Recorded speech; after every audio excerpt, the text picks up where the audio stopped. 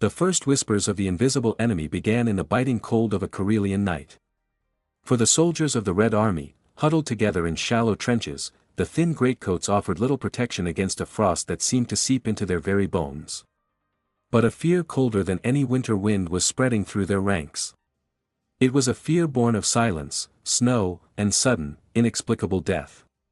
In hushed tones, they spoke of phantom figures in white, ghosts who moved unseen through the dense, snow-laden forests, who could see in the dark, and who dealt death with a single, sharp crack that was swallowed by the vast, indifferent landscape. The legend was taking root before a hero had even been named. The Winter War officially began on November 30, 1939. On paper, the conflict was a foregone conclusion. The Soviet command, supremely confident, pointed to the overwhelming might of the Red Army, which outnumbered the Finnish forces by a factor of more than 4-to-1 in manpower, and held an even greater advantage in tanks and aircraft. This immense numerical superiority, however, masked a critical weakness. In the late 1930s, Joseph Stalin's Great Purge had ripped through the Soviet military establishment, executing or imprisoning tens of thousands of its most experienced officers. What remained was a command structure crippled by fear, lacking initiative, and prone to catastrophic miscalculations. The Red Army that marched into Finland was a giant, but it was a giant stumbling in the dark. It was from this darkness that the first incredible stories emerged. As the initial days of December bled into weeks, the first Red Army soldiers returning from the front lines brought with them not tales of glorious victory, but baffling accounts of the Finnish defenders. They described marksmen of almost supernatural skill. These were not ordinary soldiers, the rumors insisted. These were cuckoos who nested in the tops of trees, perfectly camouflaged, firing down on them before vanishing without a trace. They whispered that these phantoms communicated with each other using bird calls, an eerie language that blended seamlessly with the sounds of the forest. The most fantastical tales claimed the Finns were literally chained to their positions to ensure they would fight to the death. This burgeoning myth created a crisis for the political commissars embedded within the Soviet ranks.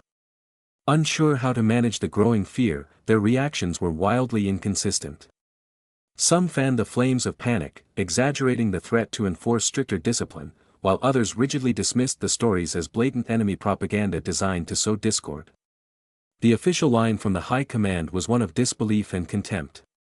Senior Soviet commanders initially brushed off the reports of highly effective Finnish marksmen as nothing more than enemy disinformation.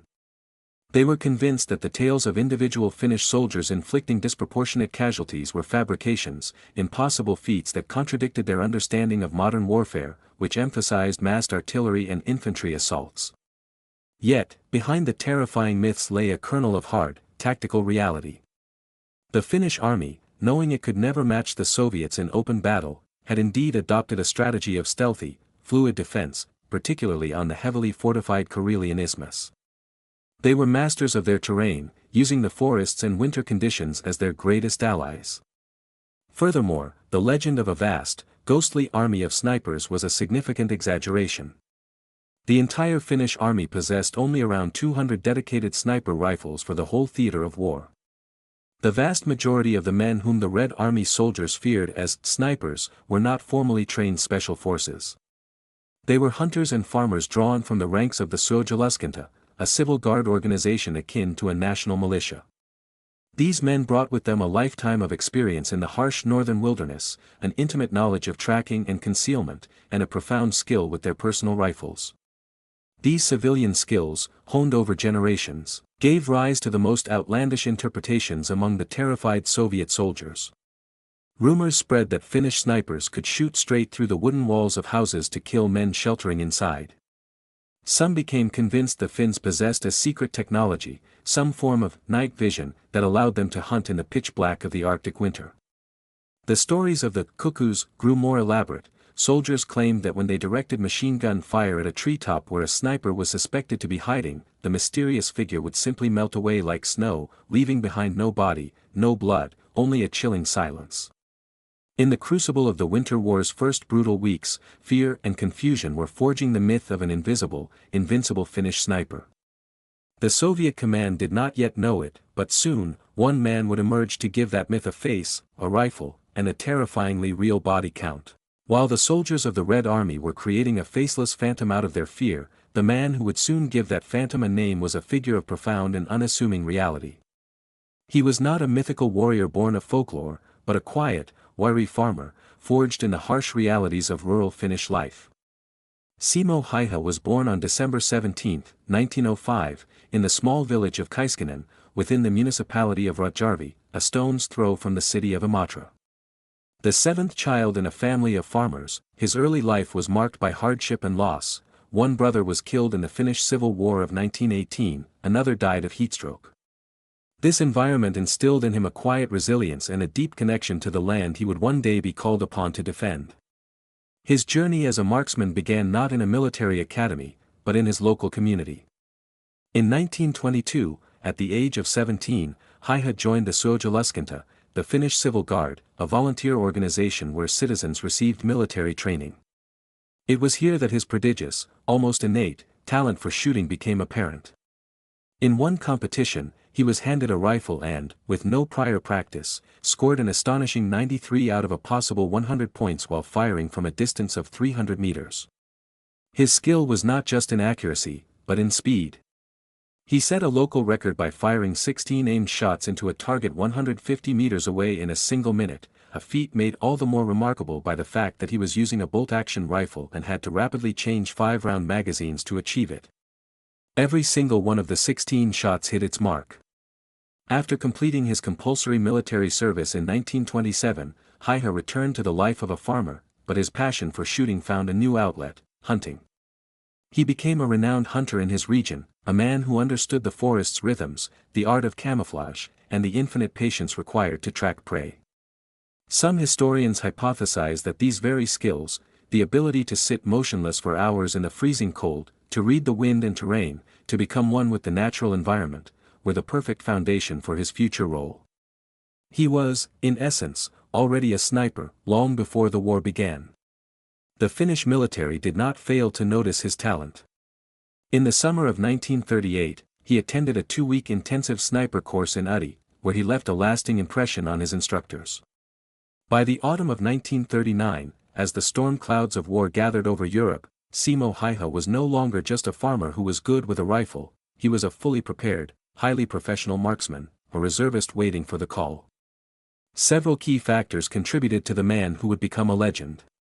Physically, he was diminutive, standing at only 160 centimeters, 5 feet 3 inches. This small stature, often a disadvantage in other walks of life, would become a crucial tactical advantage in the snow-covered battlefields, allowing him to conceal himself in smaller depressions and present a much smaller target to the enemy. His weapon of choice was not a state-of-the-art rifle with a high-powered scope, but a Finnish Mosinagin variant, the Seiko M/28-30, serial number 60974. He nicknamed it Pistikorva, Spitz, because of the front sight's resemblance to the dog breed's pricked ears. He had won numerous local shooting competitions with this rifle, it was an extension of his own body. He was an unremarkable man in every way, a simple farmer who worked his land, who was not a professional soldier, and whose modesty was as much a part of him as his skill. Some researchers believe this very quietness and humility were key to his survival. In 1998, decades after the war, a journalist finally had the chance to ask the aging hero the question that had echoed through history: how did you become such a good sniper? Häyhä's reply was as concise and unadorned as the man himself. He looked at the journalist and said, simply, practice. He offered no further explanation. In that single word, he stripped away the myth to reveal the man, a small, unassuming Finnish farmer in a white camouflage jacket, with a well-worn rifle, crawling out into the frozen dawn, ready to do a job that he had spent his entire life, knowingly or not, preparing for. The quiet farmer's transition to a lethal soldier was swift and decisive. Mobilized in October 1939 at the age of 33, Simo Häyhä was assigned to the 6th Company of the 34th Infantry Regiment, part of the 12th Division commanded by Colonel Antero Svensson. His direct company commander was a man who would become instrumental in chronicling his legend, Lieutenant Arne Juutalainen, a hardened veteran of the French Foreign Legion who had earned the formidable nickname, the Terror of Morocco. It was under Juutalainen's watchful eye that Häyhä's war began in the snow-choked forests near the Shuya River and the village of Suvalahti. The very first day of the war, November 30, 1939, offered a stark preview of what was to come. According to the regimental chaplain, Antti Häyhä was part of a patrol that advanced towards a crossing point used by the invading Soviet 56th Rifle Division. There, amidst the opening chaos of the invasion, Häyhä raised his rifle and shot dead a Russian company commander. This was not mere battlefield rumor. Soviet records confirmed that the 56th Division indeed lost 2 commanders and 2 Red Army soldiers on that first day, lending immediate and chilling credibility to the chaplain's account. As the initial Soviet onslaught intensified, the outmatched Finnish forces executed a strategic withdrawal. By December 2, Häyhä's unit had fallen back to establish a new defensive line along the Kalanjoki River and Lake Kala. This area would become the crucible in which his reputation was forged. On December 7, the Red Army launched a massive, sustained offensive against this line that would rage until December 18. It was during this brutal, relentless period of fighting that Simo Häyhä transformed from a skilled marksman into a terrifyingly effective killer. Lieutenant Juutalainen, a man who recognized extraordinary martial skill when he saw it, began to keep a personal, unofficial tally of Häyhä's kills. The numbers began to climb at a terrifying rate. Official documents from his unit show that by December 22, after just 22 days of fighting, Häyhä had 138 confirmed kills. This amounted to an average of 6 to 8 enemy soldiers killed every single day. Häyhä himself would later recall that by Christmas of 1939, his personal count stood at around 150. While a legend was being born on the Finnish side, the Soviet side remained almost completely blind to the specific source of their mounting losses. In the operational summaries and combat logs of the Soviet divisions fighting at Kala, mentions of enemy sniper activity during December are exceptionally rare. The command structure, far removed from the frontline reality, continued to attribute the casualties to conventional artillery and machine gun fire, unable or unwilling to believe that a single individual could be responsible for such carnage. The soldiers in the trenches, however, knew the truth. Among the rank and file of the Red Army, the whispers that had started in the first days of the war grew into a full-blown legend of an invisible Finn. They spoke of a phantom who could kill from over 400 meters away with deadly accuracy. A grim saying began to circulate in the Soviet trenches: if a Finn has fired a burst, it's too late to hide. Panic-stricken stories spread of how a single, unseen shooter was holding up entire advances, pinning down companies, and sowing terror along the front. At one point, a Soviet sniper was sent to hunt this ghost, but the duel was over almost before it began. The Finn, lying in wait, won it with a single, perfectly placed shot. The disconnect between the High Command's analysis and the soldiers' experience was stark. The Soviets were dying in the snow, picked off one by an enemy they never saw, while their commanders dismissed the threat as propaganda. But in the frozen landscape of the Karelian Isthmus, a cold, hard truth was dawning. As Red Army soldiers pushed slowly through the deep snowdrifts, a lone crack would echo from the distance, and another man would fall. And somewhere in the white infinity, a small figure in a snow-white camouflage suit, Simo Häyhä, was already making his way back along his pre-laid tracks, melting away to become just another mound of snow. The period surrounding Christmas 1939 marked the zenith of Simo Häyhä's deadly effectiveness, a time when the myth being whispered in the trenches collided with the stark reality of battlefield statistics. Between December 20 and 25, as Finnish forces launched a counteroffensive, Häyhä's kill rate reached its terrifying peak. His most productive single day was reportedly December 21, 1939, when he was credited with killing 25 Red Army soldiers. Some accounts suggest another day where he killed 23. In the bloody 3-day period just before Christmas, Finnish sources claimed Häyhä eliminated nearly 100 enemy soldiers. This was the star hour of the man the Finns were beginning to call their magic shooter. As the winter deepened, the official tallies continued to climb, recorded meticulously by his superiors. A formal document dated January 26, 1940, listed his confirmed rifle kills at 199. By February 17, a certificate of honor signed by his division commander, Colonel Antero Svensson, updated the figure to 219 enemies by rifle fire and approximately the same number by submachine gun. The final confirmed count before he was wounded, recorded in the diary of Chaplain Antti Häyhä on March 7, 1940, stood at 259 kills with his rifle. Yet, these official figures were only the beginning of the legend. Finnish propaganda, eager for a hero to galvanize the nation, began circulating much higher numbers, ranging from 500 to over 700 total kills. In a diary he kept in 1940, Häyhä himself wrote that he had killed around 500 Russians. This extraordinary discrepancy has been the subject of intense historical debate ever since. Soviet experts have long disputed these figures as incredible, and even modern Finnish historians, such as Hannu Narsaka, after extensive research in 2017, suggest a more realistic figure closer to 270 to 273 rifle kills. A critical look at the numbers reveals why skepticism is warranted. In the entire month of December, the Soviet 56th Rifle Division, the primary unit facing Häyhä, lost a total of 678 men killed and 58 missing in action. If Häyhä's unofficial tally of roughly 150 kills for that month is accurate, it would mean that this one man was personally responsible for the death of nearly 1 in every 4 or 5 Soviet soldiers killed on his section of the front. Furthermore, the official combat logs of the 56th Division mention sniper activity as a cause of casualties only a single time throughout the entire month of December. Analysis of the losses of specific Soviet units, such as the 213th Rifle Regiment, shows that their casualties correlate with periods of general heavy fighting, not the specific, sustained work of a lone marksman. Despite the statistical questions, the psychological impact of Häyhä was undeniable. Historian Gregory Mast notes that the impression he made was so profound that the Soviet command later felt compelled to inflate the score of their own top sniper, Mikhail Surkov, to an incredible 702 kills to surpass the Finns' legendary achievement. This suggests that at the highest levels, the Kremlin was well aware of the phenomenon.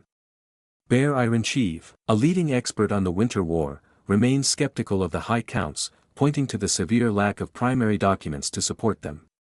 The most astonishing aspect of Häyhä's technique was his choice of equipment. He used his Seiko M/28-30 rifle with only its standard iron sights, completely eschewing the use of a telescopic scope. His reasoning was brutally practical and born of experience. A scope forced a sniper to raise his head higher, creating a more visible target. Its glass lenses could glint in the winter sun, giving away his position, and in the extreme cold, the optics would frequently fog over or frost up, rendering them useless. To further conceal his position, he developed unique fieldcraft techniques. He would pack down the snow in front of his rifle barrel, sometimes pouring a little water on it to create a hard ice crust. This prevented the muzzle blast from kicking up a telltale puff of snow. To hide the vapor of his own breath, a dead giveaway in the frigid air, he would keep a small amount of snow in his mouth. Interestingly, the famous moniker, White Death, appears to be a much later invention. During the war, among both Finnish and Soviet soldiers, he was known as Taika-ampuja, the magic shooter. According to some researchers, the term White Death did not appear in Finnish literature about the war until the late 1980s. In the frozen hell of the Kala front, he was simply a terrifyingly real magician, lying motionless for hours in a small depression in the snow, a barely perceptible mound. A flicker of movement in the Soviet lines, a single shot, and a man would fall. Then, only the profound, deadly stillness of the winter forest would remain.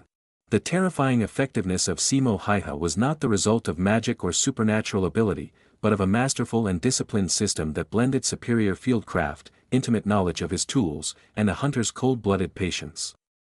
His method was a holistic art of war, where every detail, from the position of the sun to the vapor of his own breath, was a calculated part of the hunt. His primary weapon was the Finnish Seiko M/28-30 Pistikorva, a variant of the Mosin-Nagant rifle, serial number 60974. Crucially, he used only the rifle's factory-installed iron sights. This was a deliberate choice, as he found telescopic sights to be a liability in the Arctic conditions. A scope required the shooter to lift his head higher, presenting a larger target. Its lenses could glint in the low winter sun, betraying his position, and they would inevitably fog or frost over in the extreme cold. For closer work or when operating as part of an assault group, he was equally adept with the Suomi KP/31, a highly effective submachine gun. This versatility demonstrated he was not merely a static sniper but a complete infantryman. Häyhä's tactical routine was one of extreme discipline. He would move out to his chosen firing positions, often 2 spots behind rock formations that flanked a key road, 1 to 2 hours before dawn, ensuring he was settled long before the enemy became active. He would remain there, often for the entire day, until after sunset. For a day's work, he carried only what he needed, 50 to 60 rounds of ammunition. He preferred to engage targets at a range of 100 to 150 meters, a distance at which his iron sights were brutally effective and where he could reliably place shots into the torso. His ability to judge this distance was legendary. Major Tapio Saralainen later claimed he could estimate ranges up to 150 meters with an accuracy of within a single meter.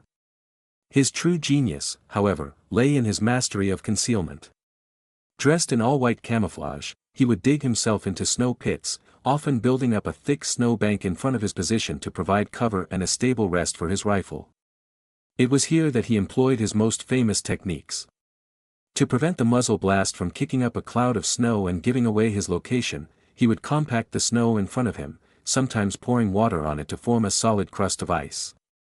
To eliminate the visible plume of his own breath in the freezing air, he would keep snow in his mouth, cooling the air before he exhaled it. These small, ingenious details made him all but invisible. He was not a lone wolf operating in a vacuum.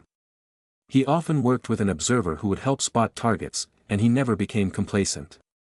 He had pre-planned escape routes and would change his firing position frequently, especially if he felt he had been detected. His mobility was greatly enhanced by his skill on skis, a common trait among all Finnish soldiers that gave them a decisive advantage in the roadless, snow-drowned terrain. This combination of stealth and mobility made him an unsolvable problem for the Red Army. Experts attribute his success to a unique convergence of factors. His small stature of 160 centimeters was an asset, allowing him to use smaller cover and maintain a lower profile. His lifelong experience as a hunter had endowed him with an almost preternatural patience and an understanding of how to use the natural environment for concealment. Psychologically, he was perfectly suited for the task, calm, emotionally detached, and ruthlessly efficient. To him, this was not a matter of hatred, but of a job to be done. He was not just a sniper. On December 14, he participated in a company counterattack that resulted in the destruction of 5 Soviet tanks. His was a quiet, all-encompassing competence, a meditative process of preparation and execution that turned one small farmer into one of the most effective soldiers in modern history. In the wood-paneled command posts far behind the front lines, the phenomenon of Simo Häyhä was initially met with a wall of institutional disbelief. The Soviet command structure, built on a foundation of mass and overwhelming force, simply refused to believe the superhuman accounts trickling back from the front. The official war diary of the 56th Division, the unit absorbing the majority of these losses, barely acknowledged the threat. Throughout the bloody month of December 1939, the mounting casualties were methodically logged as the result of generalized artillery fire, enemy shelling, or vague combat operations. The idea that a single man with a bolt-action rifle was systematically dismantling their formations was deemed not just improbable, but a dangerous fiction. However, reality has a way of asserting itself. As consistent reports of soldiers being picked off with surgical precision continued to flow from the Kala front, the official narrative began to crack. Information about the strange and deadly Finnish marksmen percolated upwards through the chain of command, from platoon leaders to the division staff, and eventually reached the desks of the Red Army General Staff in Moscow. The pattern of losses was too specific, too persistent to be ignored any longer. The phantom had to be hunted. The Soviet response was a series of concerted, yet ultimately futile, attempts to neutralize the threat.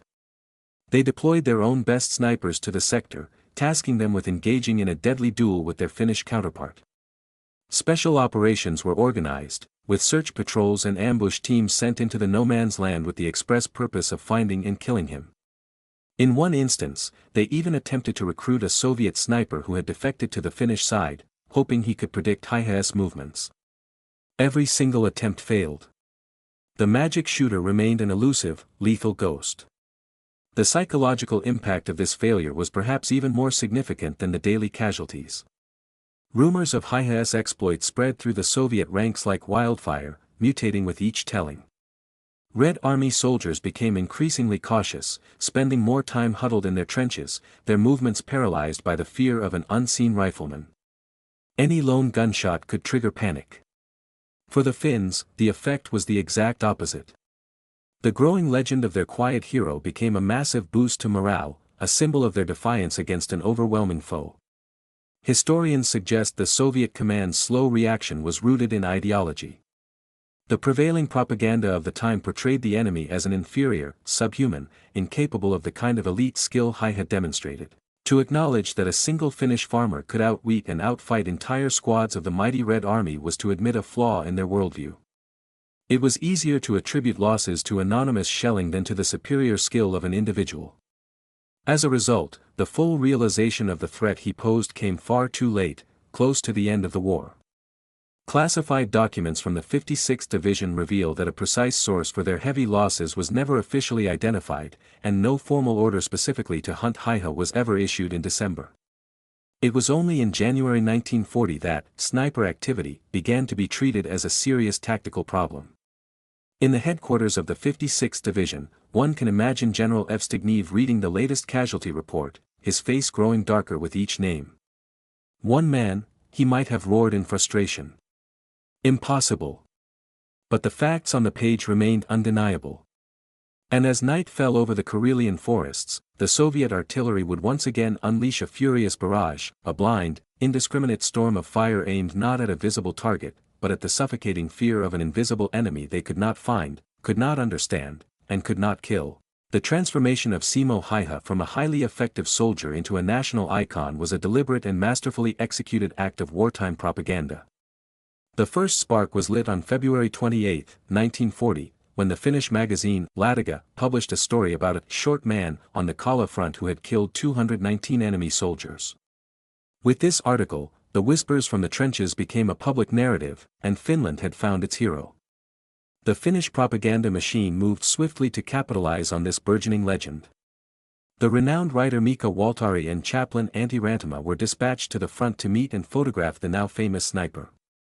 This was no mere journalistic endeavor, it was a strategic move to craft a symbol of Finnish resistance. Häyhä himself recalled that around Christmas of 1939, a constant stream of propagandists, photographers, and writers were circulating around his position, eager to capture the image of the man behind the myth.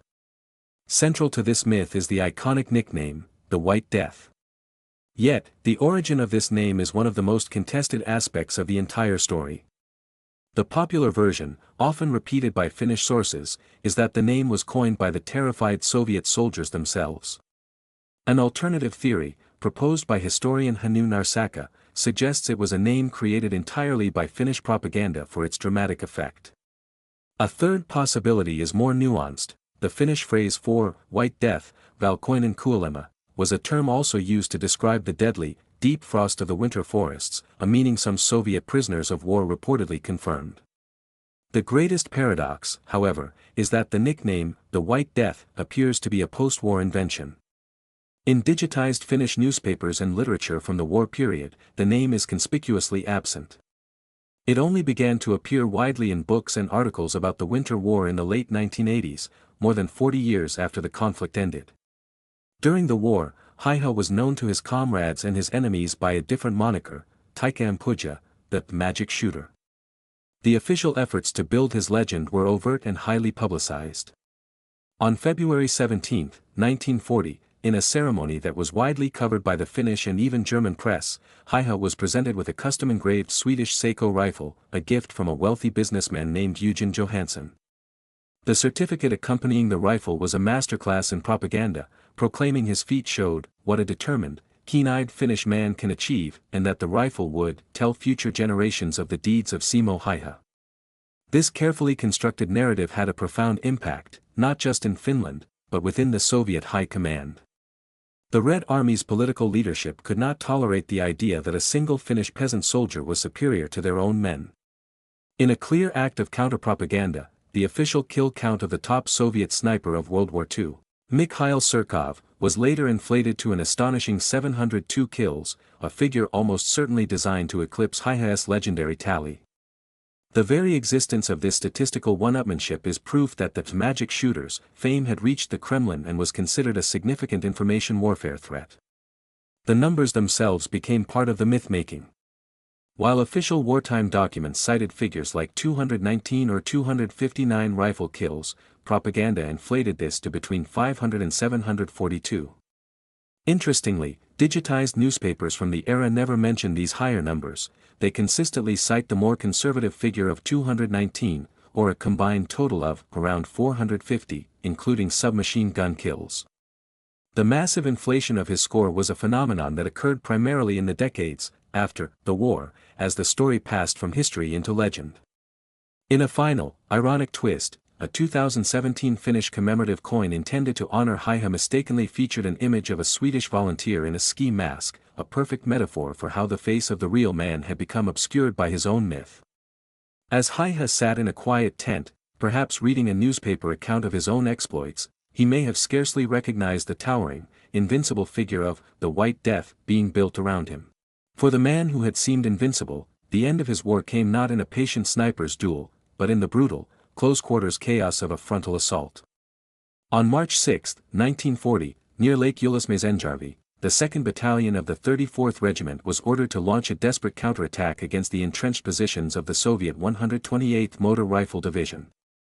In the pre-dawn gloom, under the stuttering cover of their own machine guns, Häyhä and his platoon began their advance across a treacherous, 300-meter-wide swamp. The fighting was a maelstrom of confusion and violence. The enemy was shockingly close, sometimes just a few meters away. As the Finns pressed their attack, the Soviets began to fall back, but a handful of brave soldiers remained behind to provide covering fire for the retreat. It was in this whirlwind of action that the shot was fired. It was not a long-range sniper's bullet, but likely a shot from a distance of 50 to 100 meters. In his own words, Häyhä's experience was stark and immediate. I simply felt a strong blow to the mouth and I lost consciousness. When his comrades found him, he was lying amidst a pile of corpses, presumed to be one of the dead. His face was a mask of blood, his lower jaw shattered and horribly disfigured. It was only when a fellow soldier noticed a faint movement in his leg that they realized he was alive and pulled him from the gruesome heap. The nature of the wound led to immediate speculation. The Finnish press claimed he had been hit by a dum-dum or explosive bullet, a type of ammunition forbidden by international convention. However, the Red Army had no such munitions in its arsenal. A more logical explanation, offered by military surgeons, was that he was the victim of a ricochet. In a forested battlefield, bullets frequently strike trees or frozen ground, causing them to tumble and deform.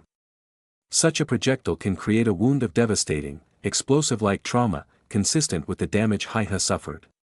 He was evacuated from the front line and fell into a deep coma. For 7 days, the fate of Finland's greatest hero hung in the balance. As he lay unconscious, rumors of his death spread like wildfire. Finnish newspapers printed his obituary, mourning the loss of a national symbol. The Soviet propaganda machine celebrated, triumphantly announcing that the White Death is dead. Then, on March 13, 1940, Simo Häyhä woke up. In a moment of profound historical irony, the day he regained consciousness was the very day the armistice was signed, and the guns of the Winter War fell silent. From his hospital bed, still in a state of semi-consciousness, he read the newspaper accounts of his own demise and sent a simple letter to one of the papers with a correction: "I am not dead." The news of his survival brought a surge of hope to the battered Finnish nation. But for Häyhä, a long and arduous journey was just beginning. The wound required numerous, complex surgeries. His shattered jaw was painstakingly reconstructed using a piece of bone taken from his own hip in a procedure known as an autotransplantation. The injury left him with deep, permanent scars that would forever mark his face. In a final, poignant loss, his prized rifle, the Seiko M/28-30 he had used to such deadly effect, was left behind on the battlefield, likely taken as a trophy by a Soviet soldier. His personal war, which had begun with a single, precise shot, had ended in a flash of random violence. As he would later reflect, the war ended on the day I woke up. The Finnish High Command understood that Simo Häyhä was more than just a soldier, he was a symbol of the nation's indomitable will. His contributions were so extraordinary that they demanded recognition far beyond the standard commendations for bravery. The cascade of honors he received in a remarkably short period was a clear signal that his value to the morale of the Finnish people was considered a strategic asset. The formal recognition began while the war was still raging. On February 17, 1940, Häyhä was presented with a special honorary rifle, a pristine Seiko M/28-30 with the serial number 10781, a gift from the Swedish businessman Eugen Johansson. This was not a mere token but a powerful symbolic gesture. The official citation, signed by his division commander Colonel Antero Svensson, cemented his legend in writing. This honorary rifle, donated by Sweden, is awarded to Corporal Simo Häyhä in recognition of his outstanding merits as a marksman and a soldier. His feat, 219 enemies shot by rifle, and approximately the same number by submachine gun, shows what a determined, sharp-eyed Finnish man can achieve, who is fearless and whose hands do not tremble. This rifle is well deserving of an honorary medal for exceptional merit. Passed from father to son, it will tell future generations of the deeds of Simo Häyhä in the Great War in which Finnish men fought bravely and successfully for the freedom of their country. This was followed by a flood of the nation's highest military decorations. Between February and June of 1940, he was awarded the Medal of Liberty, First Class, and the Medal of Liberty, Second Class, as well as the Order of the Cross of Liberty, Third and Fourth Class. The awarding of the Third Class Cross was particularly noteworthy, as it was a decoration typically reserved for commissioned officers. The most prestigious of these awards was the Silver Cross of Colin Risti. This was an exceptionally rare honor, with only 7 silver crosses ever created. Its list of recipients placed Häyhä in the company of the nation's most revered figures. Cross number 1 was awarded to Marshal Carl Mannerheim, the Commander-in-Chief, number 2 to President Kyösti Kallio, and number 3 to Häyhä's own commander, Colonel Svensson. Simo Häyhä received Silver Cross number 4. However, the most unique honor was yet to come. On August 28, 1940, Marshal Mannerheim himself took the unprecedented step of promoting Häyhä directly from the rank of corporal, Alekirsanti, to second lieutenant, Ben Ricky. This was an unheard-of leap in the Finnish army, skipping multiple enlisted and non-commissioned officer ranks entirely, and it was done without requiring him to attend an officer's academy. This act was the ultimate recognition of his singular contribution, a promotion based purely on battlefield merit, a feat unmatched in Finnish military history. In 1941, he was even nominated for the Mannerheim Cross, Finland's highest and most prestigious military award. The honor was ultimately not bestowed, but only due to an administrative technicality. The cross was established for acts of bravery during the subsequent Continuation War, and the rules stipulated it could not be awarded retroactively for achievements in the Winter War. Through all of this, Häyhä remained the same humble farmer. He rarely spoke of his awards and never boasted of his achievements. He had little interest in parades or public ceremonies. His legendary status was something created by others, his own focus remained on the duty he had performed. In a final, telling image of this period, one can picture the towering Marshal Mannerheim shaking the hand of the small, newly minted officer. On Häyhä's chest is the rare silver cross, but his face is impassive. In that moment, the commander of a nation recognized not a legend, but a true soldier. For Simo Häyhä, surviving the war was only the beginning of a new, lifelong battle, the struggle to live as a man while being treated as a legend. When the Continuation War erupted in June 1941, as Finland joined Germany in its invasion of the Soviet Union, Häyhä, still recovering from his grievous wound, was desperate to return to the fight. He submitted report after report, pleading with his superiors to allow him back to the front line. The Finnish High Command, however, firmly refused. Their reasoning was a testament to the very legend they had helped create. With his face now permanently and recognizably scarred, Häyhä was too valuable a national symbol to risk. The leadership feared that if the magic shooter were to be killed in this new conflict, the blow to national morale would be devastating. A political decision was made: the heroic symbol of the Winter War would not be allowed to die in the next one. Forced into the role of a civilian, Häyhä returned to what he knew best, the land. The post-war peace treaty had been cruel. His family's farm in Rotjärvi was on territory ceded to the Soviet Union, forcing him to relocate. He settled in the small southeastern town of Ruokolahti, near the new, hostile border, and took over his brother's farm. There, he attempted to rebuild a life of quiet normalcy, focused on agriculture and raising cattle. Hunting, once a passion and a preparation for war, became his primary hobby and a source of income. He became a successful breeder of hunting dogs and a renowned moose hunter, so respected that he would often go on hunting expeditions with Finnish President Urho Kekkonen, a friendship that symbolized his unique place in the nation's society. Yet, the shadow of his legend was long and inescapable. He never married and had no children, preferring a life of solitude. The physical scars on his face made him instantly recognizable wherever he went, a constant reminder of a past he rarely spoke of. This unwanted fame came with a dark side. He received death threats from those who resented his wartime actions. The psychological toll was immense. He suffered from nightmares and insomnia, haunted by the war. He actively avoided large crowds, finding solace only in the quiet company of his family and the solitude of the forest. As the decades passed, he adapted. In 1970, finding the physical demands of the farm too difficult, he sold his livestock, rented out his land, and moved into a small apartment in the center of Ruokolahti. It was in the late 1980s that Finnish historians, chief among them Captain Tapio Saralainen, began to seek him out. Saralainen would become his primary biographer, patiently recording hours of interviews. Häyhä remained a man of few words, reluctant to speak of the war, but when he did, his memory was precise and his details were unflinching. When a journalist in 1998 asked him the secret to his skill, his famous one-word reply was, "Practice." It was only in December 2001, just before his 96th birthday, that he gave his most revealing interview to the newspaper, Helsingin Sanomat. For the first time, he openly addressed the moral weight of his actions. When asked if he felt remorse for having killed so many men, his answer was direct and rooted in a soldier's duty: "I did what I was told to do, as well as I could." There would be no Finland unless everyone else had done the same.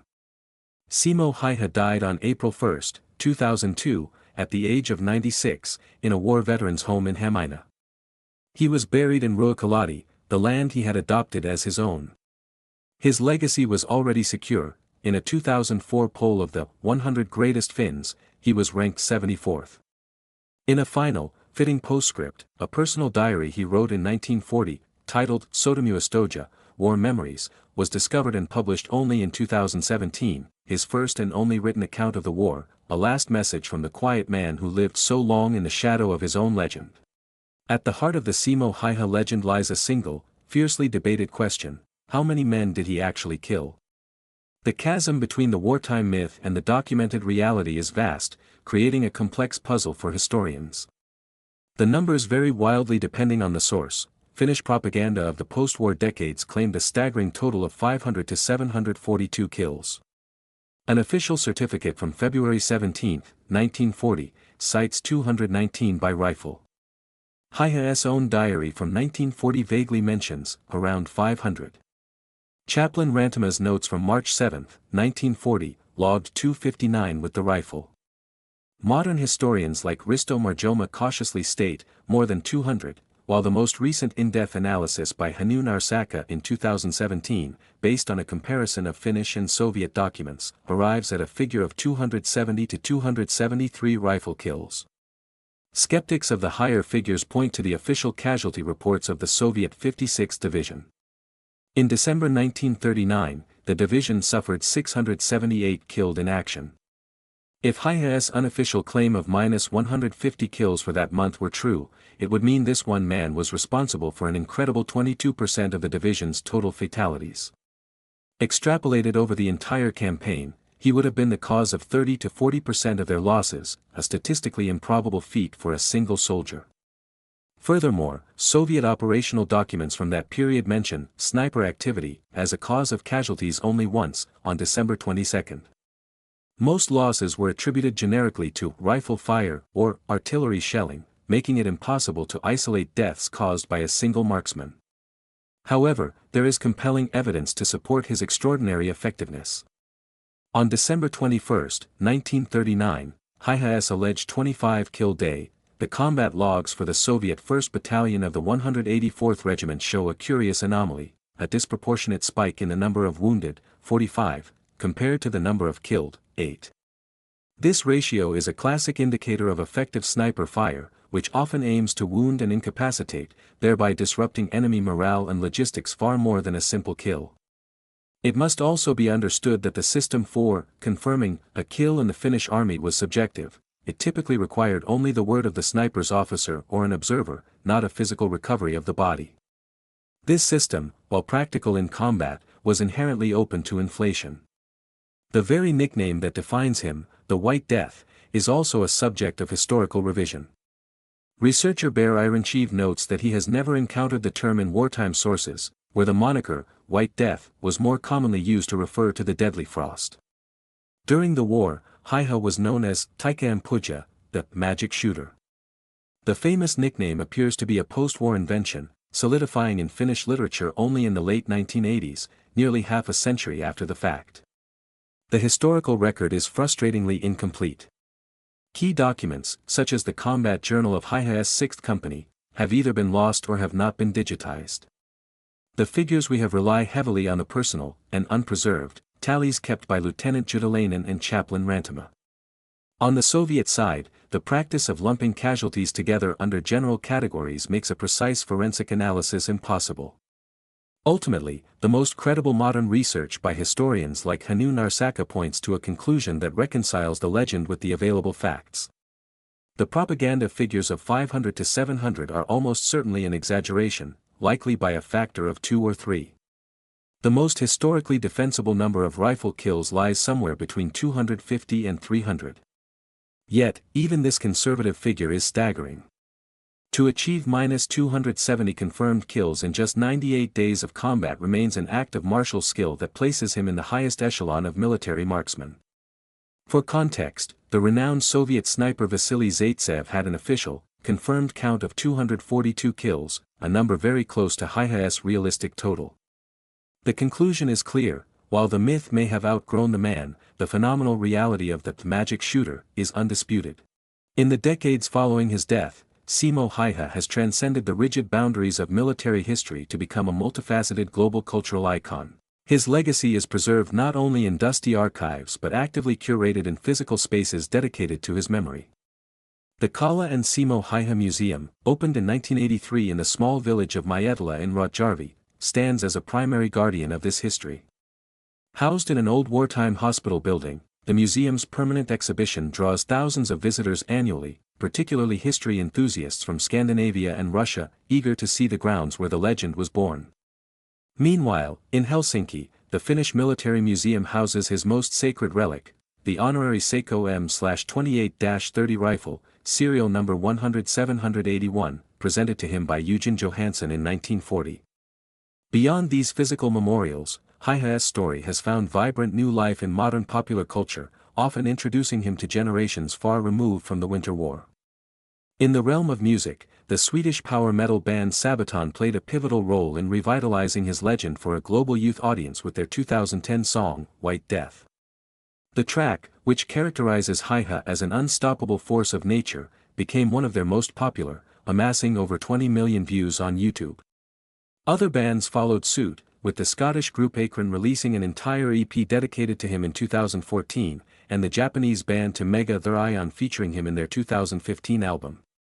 His cinematic presence has also grown, evolving from fleeting references to central roles. He appeared briefly in the 2012 HBO film Hemingway and Gellhorn, played by Stephen Wigg. More recently, director Jalmari Helander cited the legend of Häyhä as a partial inspiration for the relentless protagonist of his 2022 action film, Sisu. Looking forward, a dedicated biographical film titled Häyhä is in development for 2025, with director Toni Kurkimäki and actor Jarkko Lahti set to bring the sniper's story to the screen. Perhaps most surprisingly, the quiet Finnish farmer has become a recurring figure in Japanese manga and anime culture. In the popular series, Record of Ragnarok, Shimatsu no Warikure, he is reimagined as a representative fighter for humanity in a tournament against gods, slated to battle the Norse deity Loki in the 11th round.